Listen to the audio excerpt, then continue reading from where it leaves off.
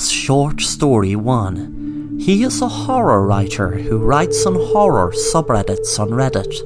His stories are vastly unique and sometimes don't even make sense.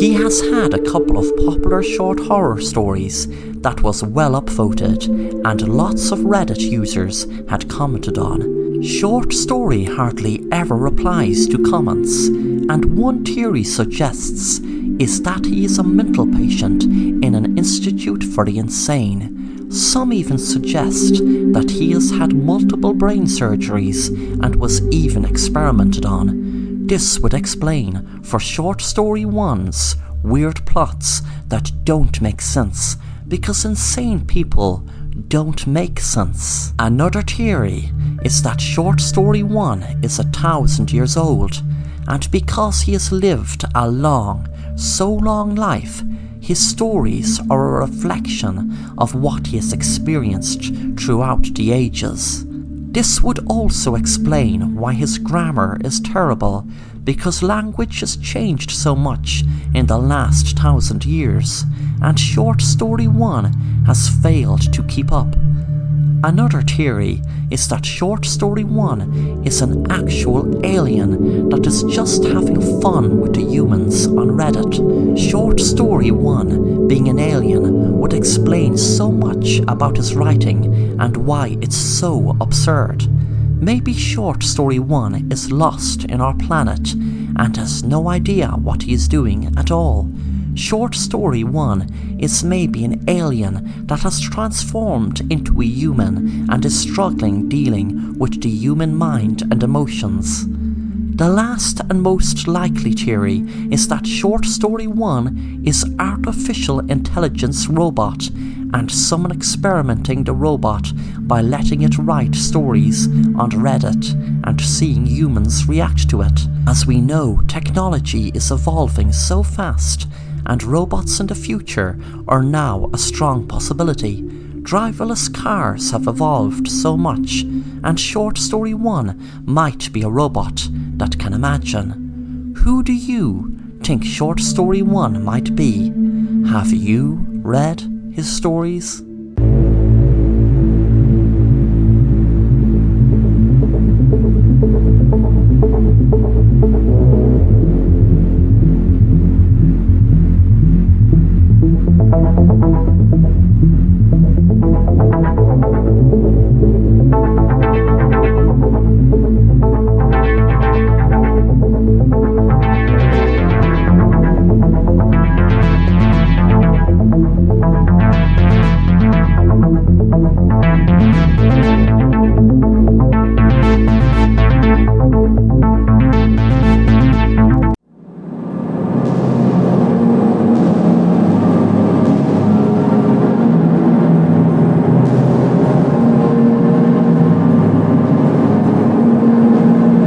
It was Valentine's Day, and I was looking forward to go out on a date with my girlfriend for months, but unfortunately it was a lockdown, so we couldn't go out to any restaurant or anything.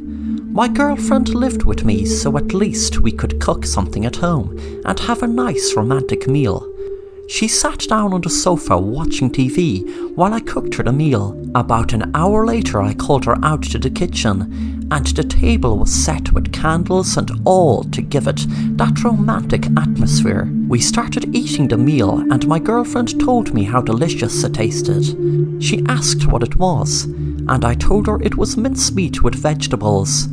After the meal we both sat back down watching a romantic movie. I was really enjoying the night. I gave my girlfriend a glass of wine, and within a few minutes I was feeling drowsy. I wondered why, as I had the sleeping tablets and painkillers crushed up into her glass, but she somehow must have noticed. I had planned on knocking her out and tying her up and revealing to her when she awoke I had that bastard Jack who she was cheating with on me.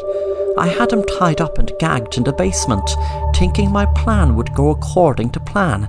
I did worry I'd be arrested for kidnapping though, as I was just going to try to scare them, but somehow my girlfriend knew my plan and switched the drinks to me get knocked out instead of her. I'm writing this letter by force, My girlfriend is pointing a gun at me, with her ex standing by smirking as I write. I don't know what they are going to do to me. My girlfriend is asking me to write what I think she is going to do to me. I write, I hope my girlfriend will let me go and tell me she's finished with me, but forgive me for tying Jack up and trying to knock her out with the tablets. She looked at the ending and smiled, then said, "This is just what I wanted." I wondered what she meant. She told me, "Because you cheating bastard, I know you have another girlfriend, and her name is Sarah, so now she's going to get the blame for murdering you, not me." She pressed the gun to my head and said, "Right, I hope Sarah leaves me go." I said, No, Sarah is innocent. She has nothing to do with this. She has everything to do with it. Now write Sarah's name. Write, I hope Sarah will let me go. I eventually wrote Sarah's name. My other girlfriend and Jack laughed, and both said, "Happy Valentine's," and texted Sarah pretending to be me. "Come over, please. I have the house free. My girlfriend is gone out of town." As soon as he sent the text, he rang the police, pretending to be an anonymous neighbour, hoping Sarah would arrive at the same time they did. Sure enough, the police arrived just a couple of minutes after Sarah was in the house crying, and she was arrested for murder with the letter as evidence.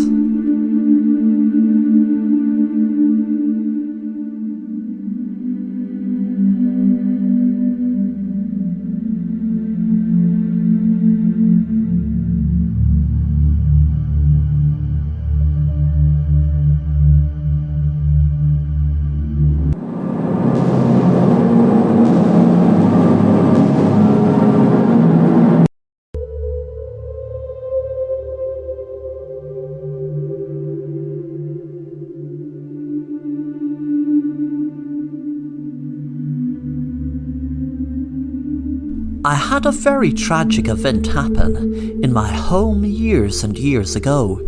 I was left a mansion in an estate in the middle of the country, and trust me, it was a very beautiful, mystical place. You could see the history written all over it. But one day I had a falling out with a man. That man was my uncle.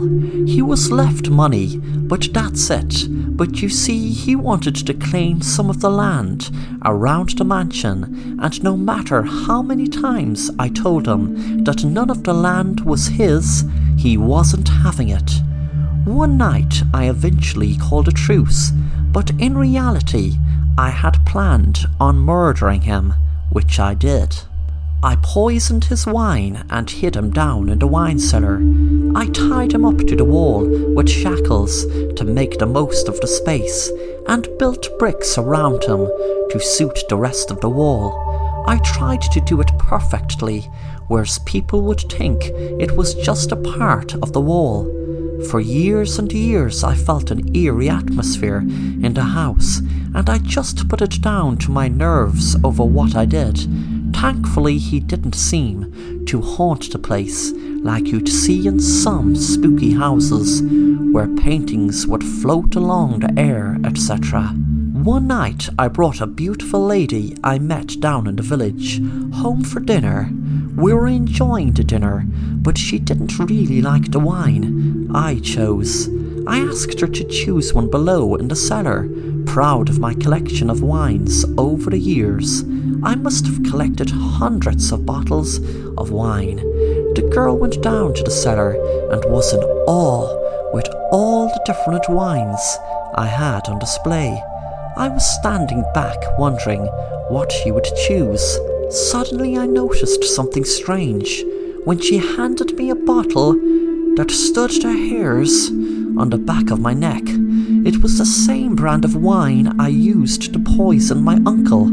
It wasn't the same bottle, of course, but the exact same brand. She gave me a smile, and there was something in her eyes.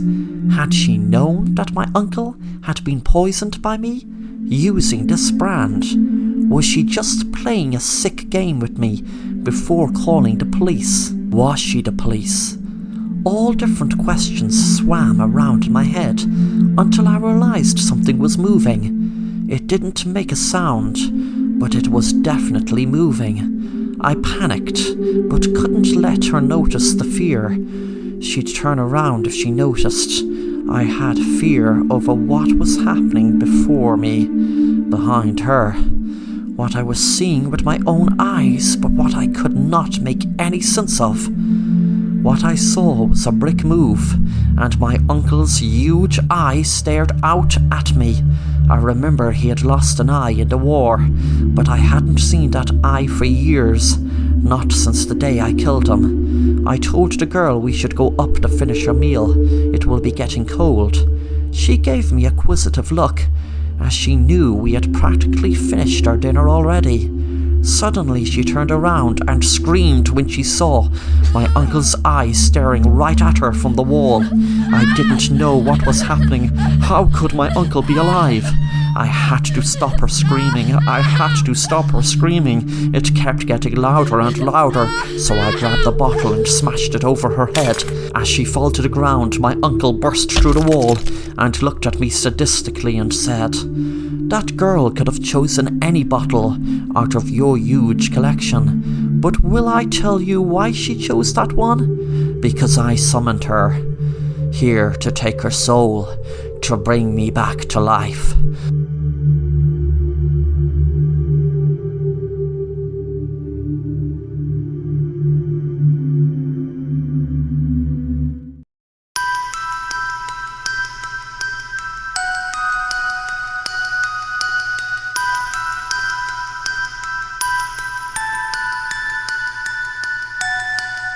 Hello, my name is Jake.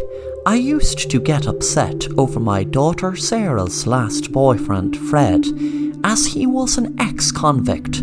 So was it hard to blame me? I mean, what father would be delighted with their daughter going out with an ex-convict? He was in for drug dealing, and the thing is, she has moved on, but to be honest, her new boyfriend is worse. The first day I met him, me and my daughter and wife and her new boyfriend Tom were having a meal. Tom just gave me a cold stare, and there was something dark and void in his eyes. My wife and daughter hadn't seen it, but I knew he was hiding something. I don't know what, I don't know how big, but I just knew. I tried telling my daughter, "Sweetie, I know that you think you know Tom, but are you really sure you really know him? I mean, put it this way, he doesn't seem to talk about his family much." My daughter cut me off. "Dad, why do you question everything and everyone I go out with? Tom is a very caring guy, and he has been there for me the last few months, and especially since Fred has become a crazed stalker who just won't get it into his head that I am over him and don't want anything to do with him. Tom has told him to back off, and to be honest, I don't think he would have, only for Tom frightening him or whatever he did to get him to back off. I was really scared my daughter was going to get into trouble with this stranger Tom, so I used it to my advantage what she had just told me about Tom frightening her ex Fred. I said to my daughter, "Well, there you go, sweetie. You don't know what he did to Fred. Did he threaten to kill him, or did he have him beaten up? I mean, let's face it, Fred doesn't seem the type of guy to just back off. You were months trying to get him to stop stalking you. I was hoping to find something to prove I was right about my daughter's new boyfriend Tom, so I did some research and typed his name into the search engine. Millions of results came up, so I tried doing the image search of him, and the town, and the company he is meant to work for. I was hoping he wouldn't appear at all, that he was just giving a false name, and he would be cut out way before anything bad happened to my daughter. But my hopes were dashed when his face popped up. Things came to a head one Friday night, when me and my daughter went to Tom's house. She was delighted I had accepted to go to his house for a meal. My daughter went in and I had just realised I'd left my phone in my car, so I went out and fetched it. A few seconds later, I heard a gunshot from inside Tom's house, and my heart started racing. I ran into the house and saw my daughter crying inside there. I told her, "Get back." I had a gun with me at all times for protection, and my daughter knew about it. I told my daughter to stand back, and I kicked the door in and could see my daughter's ex bleeding to death on the ground. Tom was standing there shouting. I shot him in the head and explained to my daughter I had to, as he had his gun held to my head and was going to kill me. My daughter rang the police, and while I was waiting I saw her on the laptop and asked her what she was looking at. She told me, "Don't worry, Tom has CCTV inside the house and outside.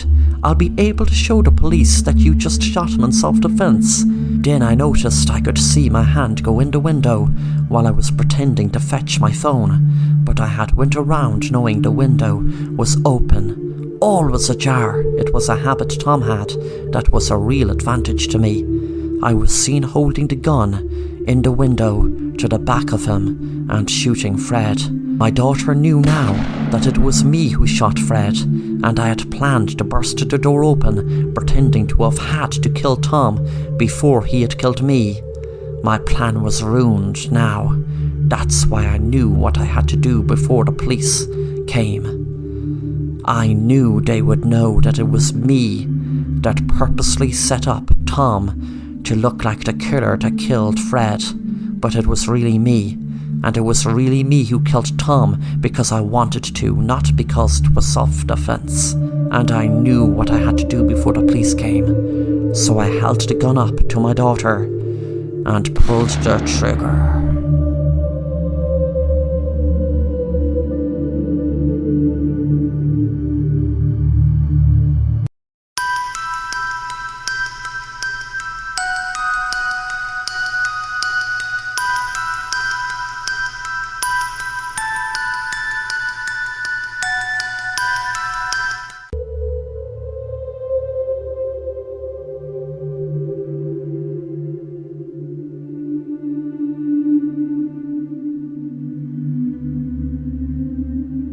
It was a lovely summer's day, and me and my friend were taking a trip in my private helicopter. Everything was going great. We were enjoying the view until we started to fly over my house.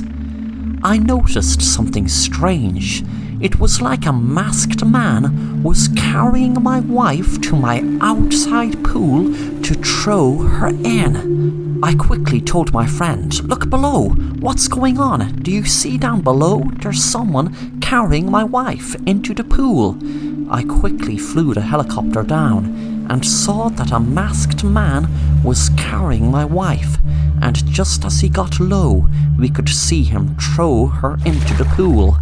He ran away, and when the helicopter eventually landed, he was well gone. I ran over to the pool and jumped in, but by the time I did, my wife had already drowned.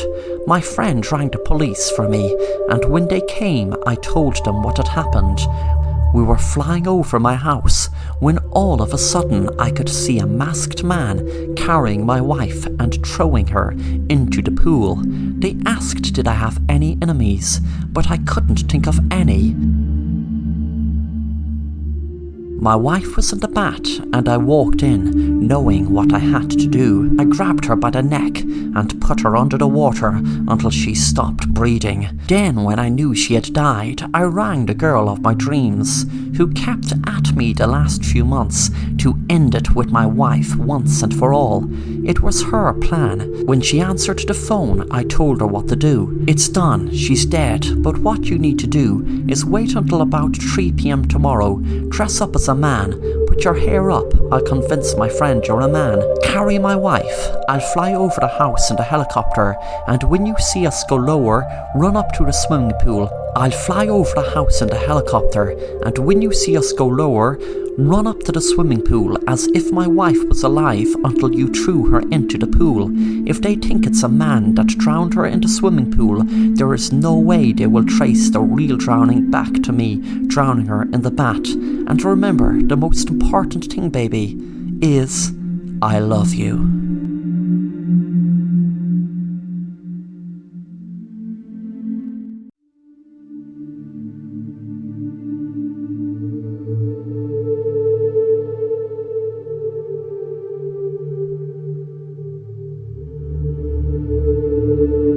Susie was feeling down as she had no cell phone for a whole 3 days. That might not be a long time to most people, but to Susie it felt like a whole month. She missed being able to scroll down news feeds and swiping through pics, etc. on social media. She knew it would take her a long time to save up for a new phone, so she decided to go into the local pawn shop to see could she pick up a second-hand one. She settled on a cool new-looking phone and paid her money and walked home. She couldn't wait till she got home to check it out, so she turned her phone on and was surprised a logo popped up on the screen right away. It was a circle with W in it. She just assumed it was some sort of app, so she clicked on it. That night she was sitting down watching TV, enjoying a good thriller movie, when her phone screen lit up. She checked to see what the notification was. She dropped her phone from her hand when she saw what she couldn't understand. It looked like a very pale woman's face came very close to the screen, and there was an awful sound came from her phone. She put the phone down again and continued to watch the movie. Suddenly it lit up again. This time she was hesitant in looking to see what it was, but when she did, the W logo popped up on the screen again. She tried to go into it, but when she did, it said, "We are currently in private beta. Please enter password if you have one." I realized by looking at the top of the screen it was an app called Whoop. I checked the Google store to see was the app there, but there was no sign of it. I was going to go back to watching the movie, but I decided to Google Whoop app. I was shocked when I read what came up. It said, Whoop is a musical and social media app that was under development. The creator, Sarah Bell, and sole owner, was violently killed on Friday night while going for what seemed like her nightly walk. No suspects are being questioned at the moment, and there is no motive. The homicide is still under investigation. What I saw underneath the article sent shivers up my spine. It was a photo of a woman that looked exactly like the woman that popped up on my screen earlier. I went into her photo gallery and panicked when I saw many photos of the woman who was murdered. I turned off the phone, wondering what was happening and what exactly was that short little video I saw. I knew it was her, but was it actually a video of her being murdered? And why did it pop up in the phone when I didn't even touch it? I jumped in my seat when I saw my phone light up again. I panicked big time this time, knowing I had just turned the phone off. I was reluctant picking up the phone, but when I did, the words, "Be careful," were on the screen. Then as soon as I saw them, they had disappeared. I heard a noise at the door and thought it was my mind playing tricks on me until I heard footsteps. I knew now there was someone in my house with me. I felt a freezing shiver run up my spine, and a lightheadedness with a mixture of fear and panic consume me. Suddenly a figure appeared in my room. I was expecting to see the woman who got killed standing there, but it was a man. The man spoke. "Well now there, don't be frightened. I had to kill that bitch because she stole my unique software for her app. You see, I was her partner before she got greedy and wanted to take full control of the app. You might wonder why I'm here and how I found you. Well, you can thank the wonder of technology and those great Find My Phone apps. I was just on my way to the pawn shop today when I realized someone had bought it. It made things so much more awkward for me, knowing that I will have to kill another person this time, a person I don't even know, to retrieve the phone. You know that if they got this phone, well then they would get me as the killer. You might ask why I didn't take the phone with me that night. Would you believe I took her damn wallet thinking it was her phone? But then again, maybe that made the cops think it was some random robbery. I froze in fear, wondering what he was going to do to me. Suddenly the phone made a sound, as if I got a new message. Then the screen burst into pieces, and a piece of glass stuck in the man's eye. Blood came squirting out. Then a hand came out of the screen and choked him to death.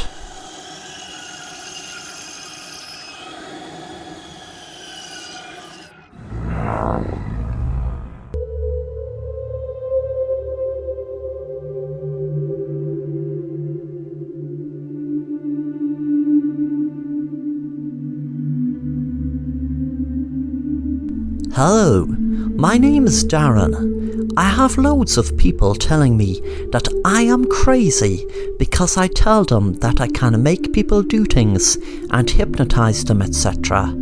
I wouldn't stoop to the level of recording myself, making them act silly without their knowledge, etc. Because if they don't believe me in my gifts, that's their problem, not mine. I'm not going to record them so they can look back at them acting stupid and having no recollection of it. No, if they don't believe me, that is their problem. My girlfriend was arguing with me for weeks about going to see a psychologist. I wouldn't even film myself using my gifts on her, as the same applies for her. If she doesn't believe me, then that's her problem, not mine. But I gave in to her arguing and eventually went to see a psychologist. My girlfriend drove me to the psychologist, and there wasn't a word spoken on the way there in the car. I was angry that my own girlfriend didn't believe in my powers. When I was sitting down in the psychologist's room, I felt betrayed that I had to sit here in front of someone who didn't even know me and, like everyone else, probably thinks I'm crazy. The psychologist was an annoying-looking man who said to me, "Hello, Darren. My name is Frederick Ryan. I am sure you will feel a lot better after our session. But first, please tell me why you are here today." I said, "I am here because everyone doesn't believe me that I have powers to make people do things against the will without them even realizing it. They have no recollection whatsoever of doing it. I am not filming anyone or anything to prove I have the gift." The psychologist said, "Well, Darren, I am sure you must realize why people are so reluctant in believing you. I mean, especially when they have no recollection of doing so. But Darren, I'm sure there is a good reason why you feel like you are actually doing these things. But in reality, they're just in your imagination. And when you come to the realization that you're just imagining these powers, then things will start coming together a lot easier in the puzzle." The session lasted about 30 minutes. When I was out of the building, I checked my phone to see the live stream I had of me making him dance around his office like an idiot without even realizing it. I laughed. I knew it was just me that filmed him, and just me that will be able to watch this video. I got a thrill when I saw myself confess to making a person who annoyed me stab themselves with my powers. But then I switched back to the live feed and forwarded it up to real time, right now. I didn't realize that he had actually been recording me also. Maybe he records all his subjects, but I could hear our conversation come out of his laptop speakers. I could see his face go weird when I was confessing about the murder. He then was getting his phone ready to make a call, more than likely the police. I used my powers to him bang the phone off his head over and over and over until it was a bloody mess, and he fell down on the floor, dead.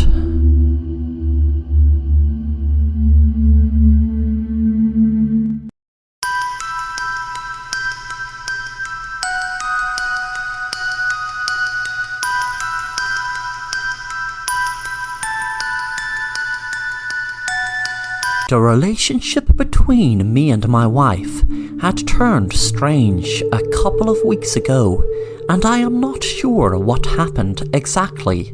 A month and a half ago, my wife came screaming into the living room, shoving a picture into my face. She kept on shouting, "Who is this younger woman you were with?" And I calmly told her that the younger woman was her. She then looked at the picture and realised that it was her when she was in her early 20s. We were both in our 40s now, and she cried and apologised, and we made up. Then, a couple of days later, she barged into our bedroom and was shouting at me to explain the photo of me with a younger woman. I tried explaining to her that the younger woman in the photo was her when she was younger. She had a knife in her hand, but I kept control of that hand that she had gripped the knife with. She then realised that the young woman in the photo was actually her. Something wasn't right, and I decided to go through some old photos together of both of us in our younger days. As we were going through the old photo book, my wife would scream and shout at me in a murderous tone every time she saw me in a photo with her when we were younger. Then she would apologise when she realised it was herself in the photo, and it was incredibly unusual. Then I started doing it myself. As we were looking through the old photo book, I would go angry and accuse my wife of cheating when I would see a photo of her with a younger man, but the younger man is me. I would then apologise straight away. Going through that old photo book had constantly made me and my wife shout at each other and accuse one another of cheating until we both realise it is just our younger selves. We have burnt all photos.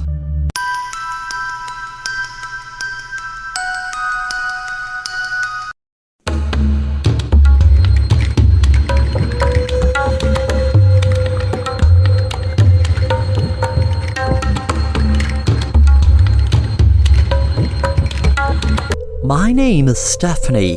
I got kidnapped when I was 8 years old, and now I'm 18. But the thing is, I managed to escape my captors. They were basically my mom and dad for 10 years, but they treated me like I was dirt.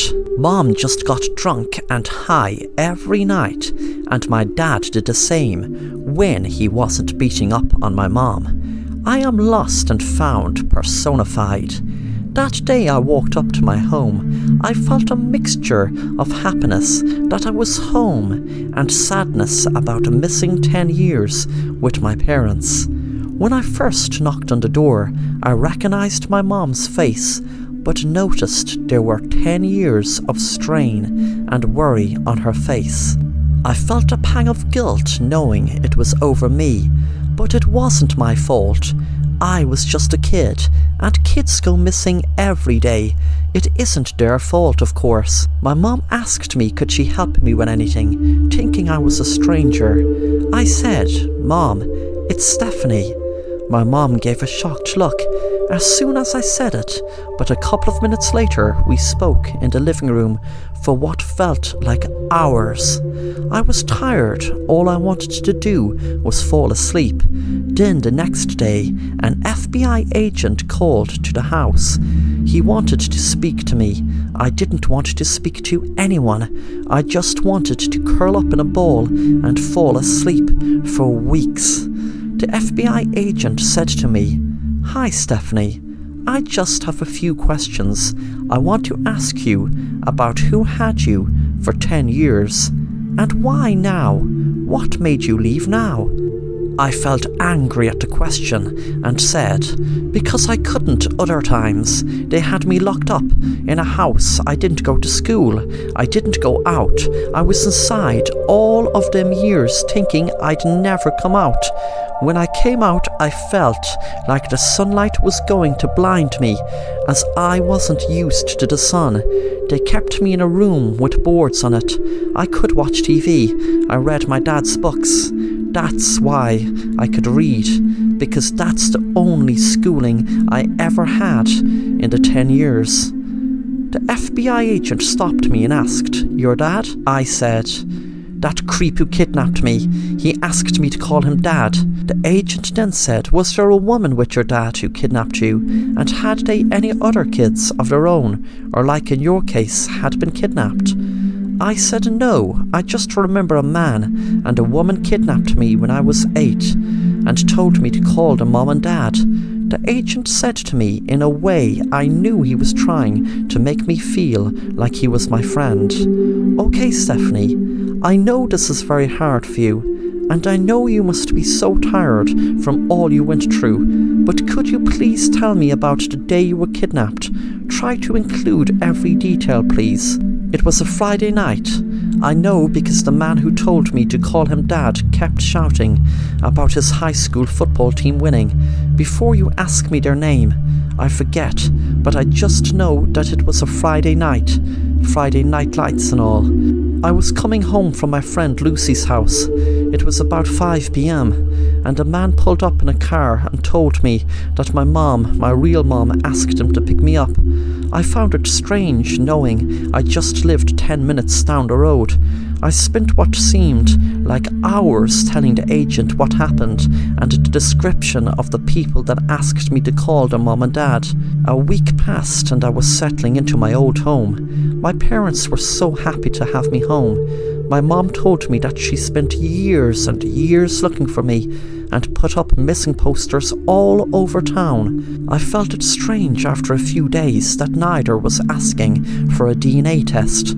I was hoping they wouldn't, but I still felt surprised. It usually took just a few weeks, in some cases only a few days. I had to up and leave from pretending to be a family's long lost daughter, and then up and leaving before that damn DNA test ruined it. That day I left, there was no man that asked me to call me Dad.